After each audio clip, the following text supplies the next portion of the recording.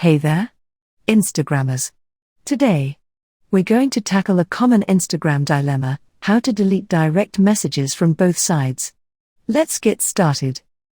The first step is to open your Instagram app on your device. Once you're in, swipe to go to your messages or Instagram DMs. Now, find the chat where you want to delete the messages. I want to remove a one-of message I sent to this account. Here they are. For example, I want to remove this message that is "How are you?" To unsend a message, simply long hold the message. And drop-down menu will appear. Click on the unsend button in the last. And just like that, the message will be deleted on both your side and the other person's side in the chat.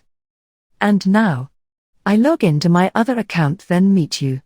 Now, I open the same chat where I deleted the message.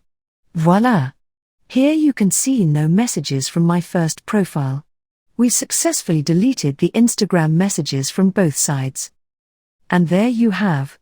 If you found this video helpful, don't forget to give it a thumbs up and subscribe to our channel for more tutorials like this in the future.